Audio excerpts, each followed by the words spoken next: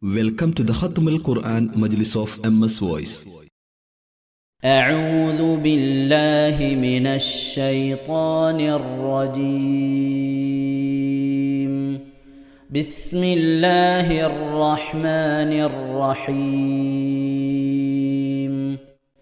الحمد لله رب العالمين. الرحمن الرحيم. مالك يوم الدين. إياك نعبد وإياك نستعين.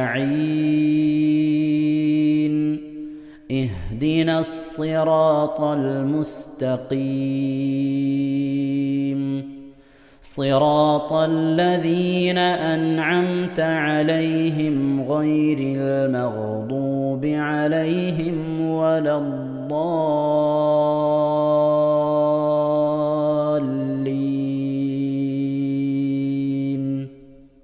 آمين.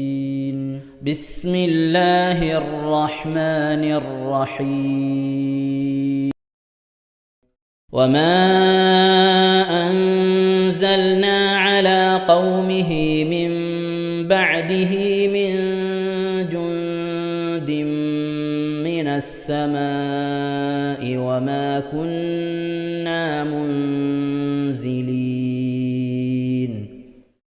إن كانت إلا صيحة واحدة فإذا هم خامدون. يا حسرة على العباد ما يأتيهم من رسول إلا كانوا به يستهزئون. ألم يروا كم أهلكنا قبلهم من القرون أنهم إليهم لا يرجعون. وإن كل لما جميع لدينا محضرون.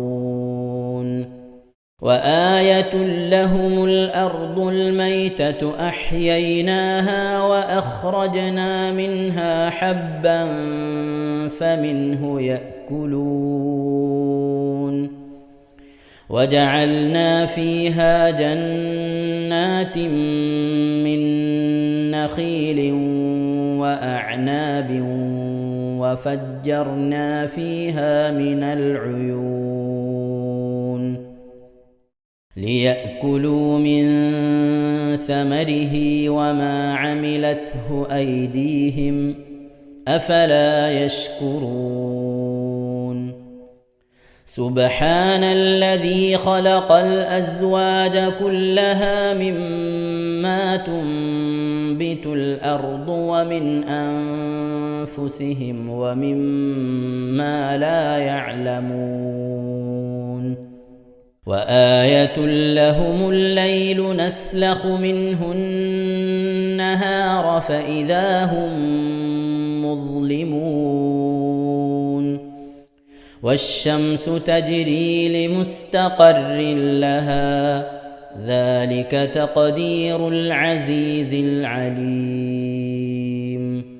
والقمر قدرناه منازل حتى عاد كالعرجون القديم.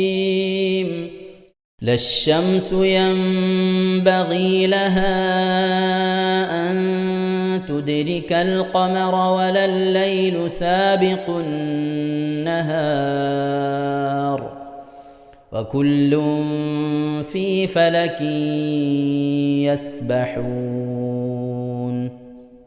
وآية لهم أنا حملنا ذريتهم في الفلك المشحون وخلقنا لهم من مثله ما يركبون. وإن نشأ نغرقهم فلا صريخ لهم ولا هم ينقذون. إلا رحمة منا ومتاعا إلى حين.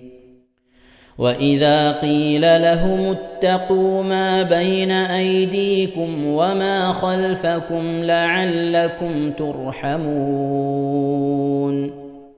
وما تأتيهم من آية من آيات ربهم إلا كانوا عنها معرضين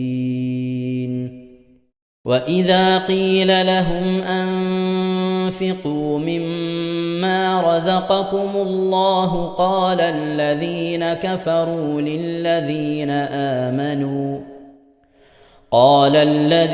كفروا للذين آمنوا أنطعم من لو يشاء الله أطعمه إن أنتم إلا في ضلال مبين ويقولون متى هذا الوعد إن كنتم صادقين ما ينظرون إلا صيحة واحدة تأخذهم وهم يخصمون فلا يستطيعون توصية ولا إلى أهلهم يرجعون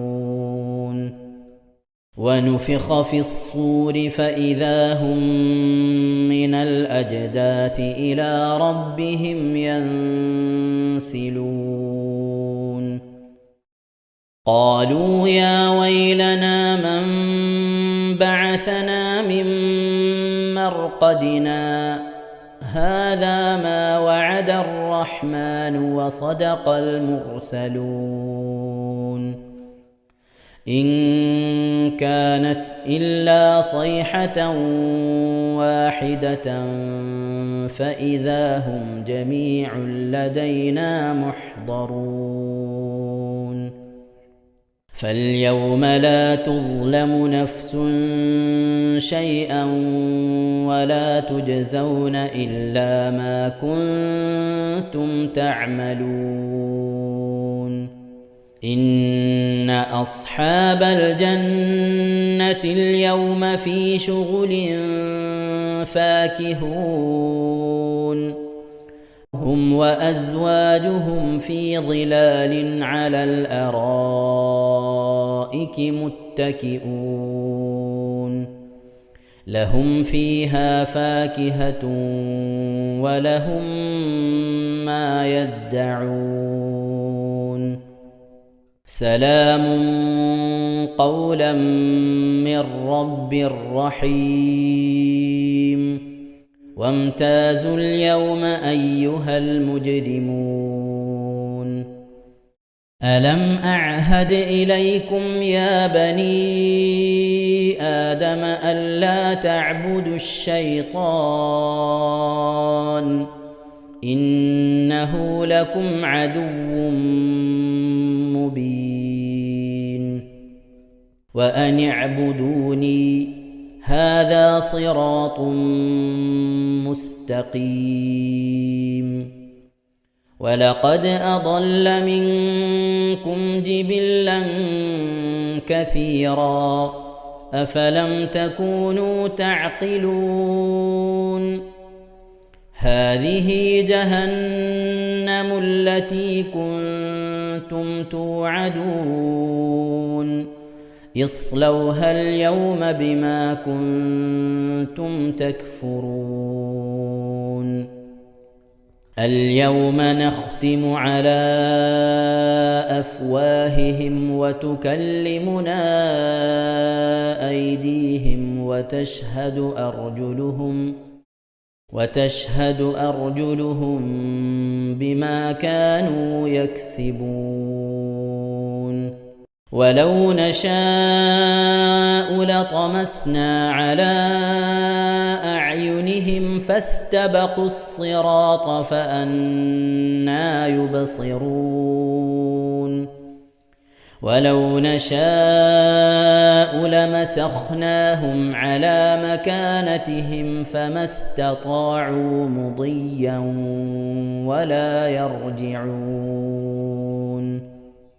ومن نعمره ننكسه في الخلق أفلا يعقلون وما علمناه الشعر وما ينبغي له إن هو إلا ذكر وقرآن مبين لينذر من كان حيا ويحق القول على الكافرين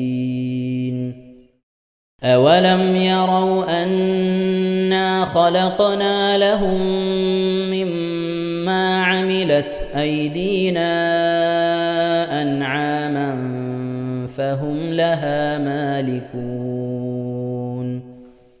وذللناها لهم فمنها ركوبهم ومنها يأكلون ولهم فيها منافع ومشارب أفلا يشكرون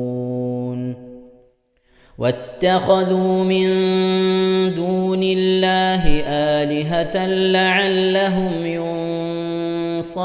ينصرون لا يستطيعون نصرهم وهم لهم جند محضرون فلا يحزنك قولهم إنا نعلم ما يسرون وما يعلنون أولم ير الإنسان أنا خلقناه من نطفة فإذا هو خصيم مبين وضرب لنا مثلا ونسي خلقه قال من يحيي العظام وهي رميم قل يحييها الذي أنشأها أول مرة وهو بكل خلق عليم الذي جعل لكم من الشجر الأخضر نارا فإذا أنتم منه توقدون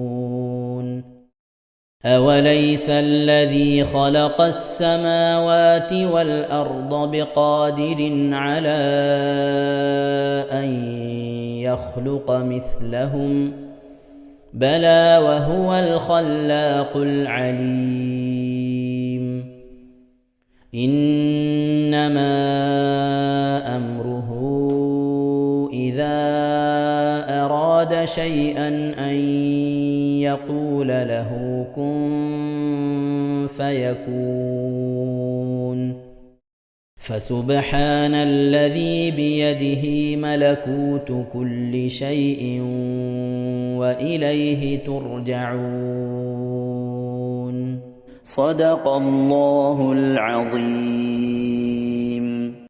അള്ളാഹു സുബ്ഹാനഹു തആല നാം ഓതിയ പരിശുദ്ധമായ ഖുർആൻ ഷരീഫിനെ നമ്മിൽ നിന്ന് സ്വീകരിക്കട്ടെ. എന്തെങ്കിലും പാകപ്പിഴകളൊക്കെ വന്നു പിന്നെ അള്ളാഹു വിട്ടുപുറത്ത് മാപ്പാക്കി നൽകി അനുഗ്രഹിക്കട്ടെ. ഇതൊക്കെ നാളെ നമ്മുടെ ഖബറിലേക്ക് ഉപകരിക്കുന്ന സൽക്കർമ്മമായി അള്ളാഹു കബൂൽ ചെയ്യട്ടെ. പരിശുദ്ധ ഖുർആൻ്റെ അഹിലുകാരെ അള്ളാഹു നമ്മെ അവരെയും ഉൾപ്പെടുത്തി അനുഗ്രഹിക്കട്ടെ. ഖുർആനുമായി കൂടുതൽ ബന്ധപ്പെടുവാനും ഒരുപാട് ഖത്തമുകളൊക്കെ തീർക്കാൻ അള്ളാഹു നമുക്കൊക്കെ തൗഫീഖ് നൽകട്ടെ. ആമീൻ യാ റബ്ബൽ ആലമീൻ. പ്രിയമുള്ള മുഅ്മിനീങ്ങളെ, എന്തൊക്കെയാണ് വിശേഷങ്ങൾ? എല്ലാവർക്കും സുഖം തന്നെയല്ലേ? അള്ളാഹു എത്തിലും പരത്തിലും നമുക്കൊക്കെ സുഖം സന്തോഷമൊക്കെ നൽകി അനുഗ്രഹിക്കട്ടെ. ആമീൻ. മൈസൂരിൽ നിന്ന് റഷീദ പ്രത്യേകം ദുആ കൊണ്ട് വസീയത്ത് ചെയ്തിട്ടുണ്ട്. അവർ കുറച്ച് പൈസ കടം കൊടുത്തിട്ടുണ്ട്. അത് തിരിച്ച് കിട്ടാൻ വേണ്ടി, വാങ്ങിയ ആൾക്കാർക്ക് തിരിച്ചു കൊടുക്കാൻ വേണ്ടി. സ്വന്തമായി വീടില്ല, സ്വന്തമായി വീടാകണം, അതിനു വേണ്ടി. അതുപോലെ അവർക്ക് ഉംറക്ക് പോകണം. മോനും മരുമകനും റഷീദാക്കും കൂടി ഒരുമിച്ച് ഉംറക്ക് പോകണം. അതിനുള്ള തൗഫീഖിനൊക്കെ ആയി ദുആവസിയത്ത് ചെയ്തിരിക്കുകയാണ്. ഒരുപാട് ആഗ്രഹങ്ങൾ മനസ്സിലുണ്ട്. സ്വന്തമായി വീടില്ല, കൊടുത്ത പൈസ ആണെങ്കിൽ തിരിച്ചു കിട്ടിയിട്ടില്ല. മോനുക്കും മരുമകൾക്കും പിന്നെ അമ്മായിമ്മക്കും കൂടി ഉംറക്ക് പോകണം. അള്ളാഹു നമ്മളെത്ര വലിയ ആഗ്രഹങ്ങളാണെങ്കിലും ചെറിയ ആഗ്രഹങ്ങളാണെങ്കിലും അതൊക്കെ സാധിച്ചു തരാൻ മതിയായ റബ്ബ് മാത്രമാണ്. അള്ളാഹു സുബ്ഹാനഹു വ തആല അവരുടെ ആഗ്രഹങ്ങൾ അള്ളാഹു നിറവേറ്റി കൊടുക്കട്ടെ. അവരുടെ കൊടുത്ത പൈസ തിരിച്ചു കൊടുക്കാൻ വാങ്ങിയ ആളുകൾക്ക് മനസ്സ് കൊടുക്കട്ടെ. അവർക്ക് അതിനുള്ള സാമ്പത്തിക ശേഷി അള്ളാഹു നൽകട്ടെ. സ്വന്തമായി വീടില്ലാതെ പ്രയാസപ്പെടുന്ന പ്രിയപ്പെട്ട സഹോദരിക്ക് അള്ളാഹു സ്വന്തമായൊരു വീട്, അതിനുള്ള വഴി അള്ളാഹു തുറന്നു കൊടുക്കട്ടെ. ഉംറക്ക് പോകാൻ, സ്വന്തമായിട്ട് പോകാനല്ല, മോനും വേണം മരുമകളും വേണം, കുടുംബമായിട്ട് പോകാനാണ് ആഗ്രഹിക്കുന്നത്. അള്ളാഹു സുബ്ഹാനഹു വ തആല അതിന് നിറവേറ്റി കൊടുക്കട്ടെ. അതിനുള്ള വഴികൾ മുതലാലും തടിയാലും വഴിയാലും അള്ളാഹു തൗഫീഖ് നൽകട്ടെ. ആമീൻ യാ റബ്ബൽ ആലമീൻ. അതുപോലെ സഫിയ ഹസൻ മൂവാറ്റുപുഴ ഭർത്താവിൻ്റെ 7ാമത്തെ ആണ്ടാണ്. ഒരു ഖത്തം ഓതിയിട്ടുണ്ട്, 6000 ദിക്ർ ചൊല്ലിയിട്ടുണ്ട്, പ്രത്യേകം ദുആ വസിയത്ത് ചെയ്തിട്ടുണ്ട്. അള്ളാഹു പ്രിയപ്പെട്ട സഹോദരിയുടെ ഭർത്താവിന് അള്ളാഹു മഗ്ഫിറത്ത് നൽകി അനുഗ്രഹിക്കട്ടെ, ഖബർ വിശാലമാക്കി കൊടുക്കട്ടെ. സംഭവിച്ചു പോയ തെറ്റുകുറ്റങ്ങൾ അള്ളാഹു വിട്ടുപുറത്ത് മാപ്പാക്കി നൽകി അനുഗ്രഹിക്കട്ടെ. ജീവിതകാലത്ത് ചെയ്ത സൽക്കർമ്മങ്ങളൊക്കെ അള്ളാഹു സ്വീകരിച്ച് രക്ഷപ്പെടാൻ ഉതകുന്ന രീതിയിൽ പ്രതിഫലമൊക്കെ അള്ളാഹു നൽകി അനുഗ്രഹിക്കട്ടെ. ആമീൻ യാ റബ്ബൽ ആലമീൻ. പ്രിയമുള്ള മുഅ്മിനീങ്ങളെ, ഞാൻ ഇന്നലെ സൂചിപ്പിച്ചതുപോലെ പരിശുദ്ധമായ ദുൽഹിജ്ജ മാസം ഒരു വർഷത്തിൻ്റെ, ഒരു മുസ്ലിമിൻ്റെ ജീവിതത്തിലെ ഒരു ആയുസ് നമ്മിൽ നിന്ന് പോവുകയാണ്. ഒരു വയസ്സ്, ആയുസ്സിൽ നിന്നൊരു വയസ്സ് നമ്മിൽ നിന്ന് പോവുകയാണ്. ഒരു വർഷം നമ്മിൽ നിന്ന് വിട പറയാൻ പോവുകയാണ്. അതുകൊണ്ട് തന്നെ വർഷാവസാനം നമ്മൾ ഈ വർഷം നമ്മളെ ജീവിതത്തിൽ സംഭവിച്ചു പോയ നന്മകളെക്കുറിച്ച് തിന്മകളെക്കുറിച്ചൊക്കെ നാം ഓർത്തുകൊണ്ട് നന്മകളെ അധികരിപ്പിക്കാനും സംഭവിച്ചു പോയ തിന്മകളിൽ റബ്ബിനോട് പൊറുക്കലിനെ ചോദിക്കാനൊക്കെ ഉള്ളൊരു മനസ്സ് നമുക്കുണ്ടാകണം. നിസ്കാരം ഖളാക്കിയത് നാം നിസ്സാരമായി കണ്ട പല വിഷയങ്ങളും അള്ളാഹുക്ക് നമുക്ക് പുറത്തു തരട്ടെ. ഖളാഉള്ള നിസ്കാരം എത്രയും പെട്ടെന്ന് ഖളാ വിട്ടണം. അള്ളാഹു തൗഫീഖ് നൽകട്ടെ. ആമീൻ. പുതിയൊരു വർഷത്തിലേക്ക് റാഹത്തോടെ നമുക്ക് കടക്കാൻ അള്ളാഹു തൗഫീഖ് നൽകട്ടെ. ആമീൻ. ഇൻഷാ അല്ലാഹ്. പ്രിയമുള്ള മുഅ്മിനീങ്ങളെ, നമ്മിൽ നിന്ന് മരണപ്പെട്ടു പോയവരുടെ പേരിൽ ഫാത്തിഹ, ഇഖ്ലാസ്, മുഅവ്വദത്തൈൻ ഓതി നമുക്ക് ദുആയിലേക്ക് പ്രവേശിക്കാം. അറിയാമല്ലോ, നാളെ വ്യാഴാഴ്ച ദിവസമാണ്. പരമാവധി ദിക്ർ സലാത്തുകളൊക്കെ ചൊല്ലി മജ്ലിസിലേക്ക് അറിയിക്കണമെന്ന് ഓർമ്മപ്പെടുത്തുകയാണ്. ഇൻഷാ അല്ലാഹ് നമുക്ക് ദുആയിലേക്ക് പ്രവേശിക്കാം. إلى حضرة نبينا سيدنا وشفينا وحبيبنا ومنجينا ومرشدنا وهادينا محمد صلى الله عليه وسلم. الفاتحة. أعوذ بالله من الشيطان الرجيم. بسم الله الرحمن الرحيم. الحمد لله رب العالمين الرحمن الرحيم مالك يوم الدين. إياك نعبد وإياك نستعين. اهدنا الصراط المستقيم صراط الذين أنعمت عليهم غير المغضوب عليهم ولا الضالين. رب اغفر لي. آمين. بسم الله الرحمن الرحيم. قل هو الله أحد الله الصمد لم يلد ولم يولد ولم يكن له كفوا أحد. بسم الله الرحمن الرحيم. قل هو الله أحد الله الصمد لم يلد ولم يولد ولم يكن له كفوا أحد. بسم الله الرحمن الرحيم. قل هو الله أحد الله الصمد لم يلد ولم يولد ولم يكن له كفوا أحد. بسم الله الرحمن الرحيم. قل أعوذ برب الفلق من شر ما خلق ومن شر غاسق إذا وقب ومن شر النفاثات في العقد ومن شر حاسد إذا حسد. بسم الله الرحمن الرحيم. قل أعوذ برب الناس ملك الناس إله الناس من شر الوسواس الخناس الذي يوسوس في صدور الناس من الجنة والناس. الحمد لله رب العالمين.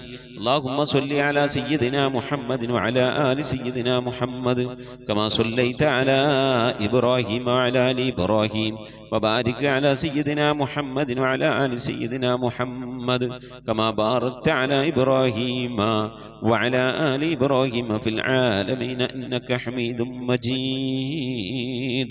سبحان المبدئ سبحان الباقي سبحان المضي سبحان العلي الأعلى سبحانه وتعالى لا شريك له برحمتك يا أرحم الراحمين. പടച്ചവനെ ലോകരക്ഷിതാവേ റഹ്മാനുറഹീമായ അല്ലാഹ്, ഞങ്ങൾ ഓതിയതായ പരിശുദ്ധമായ ഖുർആൻ ശരീഫിനെ സ്വീകരിക്കണേ അല്ലാഹ്. എന്തെങ്കിലും പാകപ്പെടണമെന്ന് വലിയ വിട്ടുപുറത്ത് മാപ്പാക്കണേ അല്ലാഹ്. റഹ്മാനായ റബ്ബേ, ഇതിനൊക്കെ മിഥില സവാബിനെ ഞങ്ങളെ ഹബീബ് മുത്ത് മുഹമ്മദ് മുസ്തഫ സല്ലല്ലാഹു അലൈഹി വസല്ലമ തങ്ങളെ ഹദറത്തിൽ ഹദ്റത്തിലേക്ക് എത്തിക്കണേ അല്ലാ.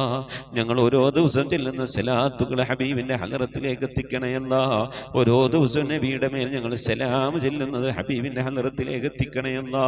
റഹ്മാനായ റബ്ബേ നിന്റെ മഹൽ ഫദ്ൽ കൊണ്ട് അല്ലാ ആ പുണ്യപ്രവാചകന്റെ ശഫാഅത്ത് ലഭിക്കുന്നവരുടെ കൂട്ടത്തിൽ ഈ പാപികളായ ഞങ്ങളെ, ഞങ്ങൾ അഹ്ലുകാർ, ഞങ്ങളുമായി ബന്ധപ്പെട്ട് ഞങ്ങളെ സ്നേഹിച്ചവർ, സഹായിച്ചവർ, ഭക്ഷണം നൽകിയവർ, വസ്ത്രം നൽകിയവർ, സദുപദേശം നൽകിയവർ, ഇൽമു പഠിപ്പിച്ച ഉസ്താദുമാർ, ഞങ്ങൾ അഭ്യുദയകാംക്ഷികളെല്ലാവരും നീ ഉൾപ്പെടുത്തി അനുഗ്രഹിക്കണേ അല്ലാ.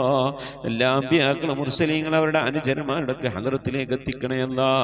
അഹ്ലു ബൈത്തിന്റെ ഹദ്റത്തിലേക്ക്, ഉമ്മഹാത്തുൽ മുഅ്മിനീങ്ങളുടെ ഹദ്റത്തിലേക്ക്, അയിമ്മത്തുൽ മുജ്തഹിദീങ്ങളുടെ ഹദ്റത്തിലേക്ക്, ഖുലഫാഉർ റാഷിദീങ്ങളുടെ ഹദ്റത്തിലേക്ക്, താബീങ്ങളുടെ താബീങ്ങളുടെ ഹദ്റത്തിലേക്ക് എത്തിക്കണേ അല്ലാ. റഹ്മാനായ റബ്ബേ സഅൽ ബദരീങ്ങൾ, ഉഹദീങ്ങൾ, എല്ലാ സഹാബത്തെ ഇക്റാമിന്റെ ഹദ്റത്തിലേക്കും എത്തിക്കണേ അല്ലാ. റഹ്മാനായ റബ്ബേ ഞങ്ങൾ സിയാറത്ത് ചെയ്തിട്ടുള്ളതായ ഞങ്ങളുടെ ഔലിയാക്കൾ, ഞങ്ങളുടെ നാടുകളിൽ ദിവസരമം കൊള്ളുന്നതായ ഔലിയാക്കൾ, ഞങ്ങൾ ഫാത്തിഹ ഓതുന്നതായ മഹാന്മാരായ ഉന്നത ദറജയിലുള്ള നിന്റെ ഔലിയാക്കൾ, എല്ലാ ഔലിയാക്കളെയും ഹദ്റത്തിലേക്ക് ഞങ്ങൾ ഓതിയതിൻ്റെ ചൊല്ലിയതിനൊക്കെ മിഥ്ല തവാബിന് എത്തിക്കണേ അല്ലാ. എല്ലാ സ്വാലിഹീങ്ങൾ, സജ്ജനങ്ങൾ, മശായിഖന്മാർ, ഖൈറിൻ്റെ അഹ്ലുകാർ, ശോതാക്കൾ, സിദ്ദീഖീങ്ങളൊക്കെ ഹദ്റത്തിലേക്ക് എത്തിക്കണേ അല്ലാ. അവർക്കൊക്കെ നിന്റെ അടുക്കലുള്ള പദവികളെ, ദർജകളെ, സ്ഥാനങ്ങൾ ഉയർത്തി കൊടുക്കണേ അല്ലാ. അവരുടെയൊക്കെ ഹക്ക് ജാഹ് ബർക്കത്ത് കൊണ്ട് ഞങ്ങളൊക്കെ ആക്കിബത്ത് നന്നാക്കി തരണേ അല്ലാ. ഈമാൻ സലാമത്തിലാക്കി തരണേ അല്ലാ. ഇരുലോക വിജയികൾ ഉൾപ്പെടുത്തി അനുഗ്രഹിക്കണേ അല്ലാ. റഹ്മാനായ റബ്ബേ അല്ലാഹുവേ ഞങ്ങളുടെ ഉമ്മ വഴിക്കും ഉപ്പ വഴിക്കും കൂട്ടുകുടുംബാദികളിൽ നിന്നും ബന്ധുമിത്രാദികളിൽ നിന്നും ഒരുപാട് ആളുകൾ മരിച്ചു പോയിട്ടുണ്ട് അല്ലാ. റഹ്മാനായ റബ്ബേ അല്ലാഹുവേ ഞങ്ങളിൽ നിന്ന് മരണപ്പെട്ടു എല്ലാവരുടെയും ഹദ്റത്തിലേക്ക് എത്തിക്കണേ അല്ലാ. ഭർത്താവ് മരിച്ചു പോയവരുണ്ട്, ഭാര്യ മരിച്ചു പോയവരുണ്ട്, വല്യപ്പമാർ വല്യമ്മമാർ മരണപ്പെട്ടു പോയവരുണ്ട്, ഉമ്മ മരിച്ചു പോയവരുണ്ട്, ഉപ്പ മരണപ്പെട്ടു പോയവരുണ്ട്, സഹോദരി സഹോദരന്മാർ മരിച്ചു പോയവരുണ്ട്, പേരമക്കൾ മരണപ്പെട്ടു പോയവരുണ്ട്. റഹ്മാനായ റബ്ബേ കെട്ടുബന്ധത്തിൽ നിന്നും കുടുംബബന്ധത്തിൽ നിന്നും സുഹൃത്ത് ബന്ധങ്ങളിൽ നിന്നും സ്നേഹബന്ധങ്ങളിൽ നിന്നും അയൽപക്ക ബന്ധങ്ങളിൽ നിന്നും ഒക്കെയായി റബ്ബേ ഞങ്ങളിൽ പലവരും മരിച്ചു ഒരുക്കുന്നു അല്ല. അവിടൊക്കെ ഹദ്റത്തിലേക്ക് ഞങ്ങളെ ചൊല്ലിയതിൻ്റെ ഓതിയതിനൊക്കെ മിഥ്ല തവാബിന് എത്തിച്ചു കൊടുക്കണേ അല്ലാ. റബ്ബേ അല്ലാഹു അതിൻ്റെ മഹൽ ഫദ്ൽ കൊണ്ട് അല്ലാ അവരുടെ നാളെ ഞങ്ങളെ ഖബറൊക്കെ നീ ജന്നത്താക്കി നൽകണേ അല്ലാ, സന്തോഷത്തിലാക്കണേ അല്ലാ. കണ്ണെത്താ ദൂരത്തേക്ക് ഖബർ നീ വിശാലമാക്കി കൊടുക്കണേ അല്ലാ. റഹ്മാനായ റബ്ബേ സ്വർഗീയ അനുഗ്രഹങ്ങൾ കൊണ്ട് നിറക്കപ്പെട്ട നേരം പോക്കാക്കിയ ഖബറാക്കിയ അവരുടെ ഖബർ ഞങ്ങളെ ഖബർ നീ മാറ്റിത്തരണേ റഹ്മാനേ.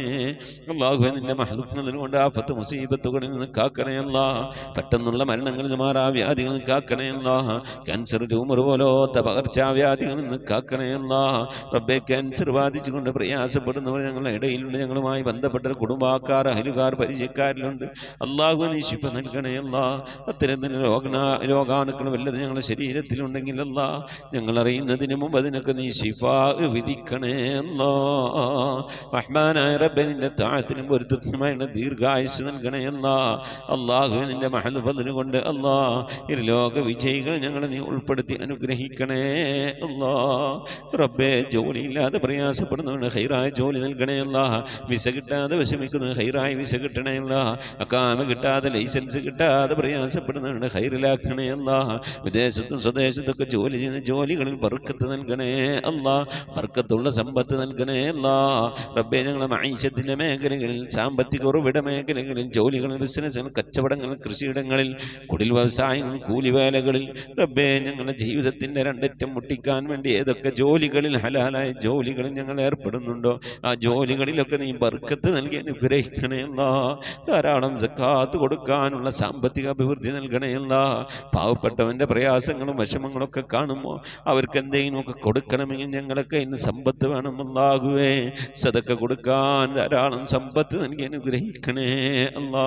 റഹ്മാനായ റബ്ബേ വീടില്ലാതെ സങ്കടപ്പെടുന്നവരുടെ ഹൈറായ വീട് നൽകണേ അല്ലാ. വാടക വീട്ടിലും കോട്ടേഴ്സിലൊക്കെ താമസിക്കുന്നവരുടെ ഹൈറിലാക്കണേ അല്ലാ. കടം കൊണ്ട് അങ്ങേറ്റം പ്രയാസപ്പെടുന്നവരുടെ കടങ്ങളൊക്കെ വീട്ടാനുള്ള തൗഫീഖ് നൽകണേ അല്ലാ. റഹ്മാനായ റബ്ബേ ഈ മജ്ലിസിൽ ദുആ കൊണ്ട് വസിയത്ത് ചെയ്തിട്ടുള്ള എൻ്റെ പ്രിയപ്പെട്ട ഉപ്പമാർ, ഉമ്മമാർ, സഹോദരി സഹോദരന്മാരെല്ലാവരുടെയും മുറാദുകൾ മനസ്സിലാക്കണേ അല്ലാ. ആമീൻ പറയുന്ന പ്രിയപ്പെട്ടവർ, ഖത്ം ഓതുന്ന പ്രിയപ്പെട്ടവർ, ഇതിൻ്റെ ലിങ്കുകളൊക്കെ മറ്റുള്ളവരിലേക്ക് ഷെയർ ചെയ്ത് കൊടുക്കുന്ന പ്രിയപ്പെട്ടവർ, ദിക്ർ ചെല്ലുന്ന പ്രിയപ്പെട്ടവർ, സ്വലാത്ത് ചെല്ലുന്ന പ്രിയപ്പെട്ടവർ, അല്ലാഹു ഞങ്ങളുടെ അഭാവത്തിൽ പരസ്പരം അങ്ങുമിങ്ങും ദുആ ചെയ്യുന്ന പ്രിയപ്പെട്ടവരെല്ലാവരും നീ കബൂലാക്കണേ അല്ലാ. അവരൊക്കെ നിനക്കും പ്രിയപ്പെട്ടവരാക്കണേ അല്ലാ. നിനക്ക് പ്രിയപ്പെട്ട പരിശുദ്ധമായ ഖുർആനിനെ സ്നേഹിക്കുന്നവരാണ്, ബഹുമാനിക്കുന്നവരാണ്. നീ അങ്ങേറ്റം പ്രിയം വെച്ച ഹബീബായ പ്രവാചകൻ അങ്ങേറ്റം പ്രിയം വെക്കുന്നവരാണ്, സ്നേഹിക്കുന്നവരാണ്. റബ്ബേ, അതുകൊണ്ട് നീ ഞങ്ങളെ സ്നേഹിക്കണേ അല്ലാ. നീ ഞങ്ങളെ ഏറ്റെടുക്കണേ അല്ലാ. ഞങ്ങളെ കുറഞ്ഞ അമല് കൊണ്ട് നീ ഞങ്ങളെ തൃപ്തിപ്പെടണേ അല്ലാ. ഇരുവീട്ടിൽ ഞങ്ങളെ നീ രക്ഷപ്പെടുത്തി അനുഗ്രഹിക്കണേ അല്ലാ. മാനായ റബ്ബേ, നിന്റെ മഹദ് ഫദ്ൽ കൊണ്ട് ഈ മജ്ലിസിൽ ദുആ വസിയത്ത് ചെയ്തിട്ടുള്ളവർ, ഇതിൻ്റെ ലിങ്കുകളൊക്കെ മറ്റുള്ളവരിലേക്ക് ഷെയർ ചെയ്ത് കൊടുക്കുന്നവർ, പരിശുദ്ധമായ ഖുർആന്റെ സന്ദേശം മറ്റുള്ളവരിലേക്ക് എത്തിക്കുന്നവർ, എല്ലാ ഉമ്മമാരെയും ഉപ്പമാരെയും നീ സ്വീകരിക്കണേ അല്ലാ. ഖബൂലാക്കി അനുഗ്രഹിക്കണേ അല്ലാ. പടച്ചവനെ, ലോകരക്ഷിതാവായ അർഹമുർ-റഹീമായ അല്ലാഹുവേ, മരിക്കുന്നതിൻ്റെ മുമ്പ് മഖബൂലും മബ്റൂറുമായ ഹജ്ജും ഉംറയും മർദിയായ സിയാറത്തൊക്കെ ചെയ്യാനുള്ള തൗഫീഖ് നൽകണേ അല്ലാഹുവേ. ഹജ്ജ് ചെയ്യാതെ ഉംറ ചെയ്യാതെ ഹബീബായ പ്രവാചകൻ സല്ലല്ലാഹു അലൈഹി വസല്ലം തങ്ങളുടെ റൗള സിയാറത്ത് ചെയ്യാനുള്ള ഭാഗ്യം ലഭിക്കാതെ നീ ഞങ്ങളെ ഈ ദുനിയാവും തിരിച്ചു വിളിക്കല്ല അല്ലാഹ്. റബ്ബേ, ഖത്മ പൂർത്തിയാക്കാനുള്ള തൗഫീഖ് നൽകണേ അല്ലാഹ്. ഖുർആന്റെ അഖിലുകാലം ഞങ്ങളെ നീ ഉൾപ്പെടുത്തണേ അല്ലാഹ്. ഖുർആന്റെ ശഫാഅത്ത് ലഭിക്കുന്നവരുടെ കൂട്ടത്തിൽ ഉൾപ്പെടുത്തണേ അല്ലാഹ്. പരിശുദ്ധ ഖുർആനിനെ നെഞ്ചോട് ചേർത്ത് പിടിക്കാൻ തൗഫീഖ് നൽകണേ അല്ലാഹ്. പരിശുദ്ധ ഖുർആൻ കൊണ്ട് ദുനിയാവും ആഖിറവും വിജയിക്കുന്നവരുടെ കൂട്ടത്തിൽ ഉൾപ്പെടുത്തി അനുഗ്രഹിക്കണേ അല്ലാഹ്. പടച്ചവനെ, നിന്റെ മഹദ് ഫദ്ൽ കൊണ്ട് അല്ലാഹുവേ ഞങ്ങളെ നീ കബൂലാക്കണേ അല്ലാഹ്. മരിക്കുന്നതിന് മുമ്പ് ഹബീബായ പ്രവാചകൻ മുത്ത് മുഹമ്മദ് മുസ്തഫ സല്ലല്ലാഹു അലൈഹി വസല്ലം തങ്ങളുടെ വജ്ഹു ശരീഫ് കണ്ടുകൊണ്ട് സന്തോഷിച്ച് ആനന്ദിച്ച് സ്വർഗം കണ്ട് ലാ ഇലാഹ ഇല്ലല്ലാഹ് എന്ന കലിമത്ത് തൗഹീദ് ഉച്ചരിച്ചുകൊണ്ട് ഒരു വെള്ളിയാഴ്ച രാവിലെ ഒരു വെള്ളിയാഴ്ച പകലിലോ ഈ ദുനിയാവിൽ നിന്ന് വിട പറയാൻ നീ തൗഫീഖ് നൽകണേ അല്ലാഹ്. ഞങ്ങളെ സക്കറാത്ത് എളുപ്പമാക്കി തരണേ അല്ലാഹ്. മരണം നന്നാക്കി തരണേ അല്ലാഹ്. സ്വാലിഹീങ്ങൾ മരിക്കുന്നത് പോലെ ഈ ദുനിയാവിൽ നിന്ന് സന്തോഷത്തോടെ വിട പറയാൻ നീ തൗഫീഖ് നൽകണേ അല്ലാഹ്. ബിഹഖി മുഹമ്മദിൻ സല്ലല്ലാഹു അലൈഹി വസല്ലം وآل محمد صلى الله عليه وسلم وأصحاب محمد صلى الله عليه وسلم. ربنا آتنا في الدنيا حسنة وفي الآخرة حسنة وقنا عذاب النار. ربنا اغفر لنا وارحمنا ولوالدينا ولمن ماتوا منا يا غافر المذنبين. آمين برحمتك يا أرحم الراحمين. صلى الله تعالى وسلم على خير خلقه سيدنا محمد وآله وصحبه أجمعين. سبحان ربك رب العزة عما يصفون وسلام على المرسلين والحمد لله رب العالمين. بفضله صلى الله على محمد صلى الله عليه وسلم. صلى الله على محمد صلى الله عليه وسلم. اللهم صل على محمد يا رب صل عليه وسلم. إن شاء الله പ്രിയമുള്ള മുഅ്മിനീങ്ങളെ, വ്യാഴാഴ്ച ദിവസം ഇശാ ആകുമ്പോഴേക്കും പരമാവധി ദിക്ർ സ്വലാത്തുകളൊക്കെ ചൊല്ലി നമ്മളെ മജ്ലിസിലേക്ക് അറിയിക്കണമെന്ന് ഓർമ്മപ്പെടുത്തുകയാണ്. അല്ലാഹു തൗഫീഖ് നൽകട്ടെ. ആമീൻ. മുസിക് ബിദ്വാ. അസ്സലാമു അലൈക്കും വറഹ്മത്തുള്ളാഹി വബറകാതുഹു.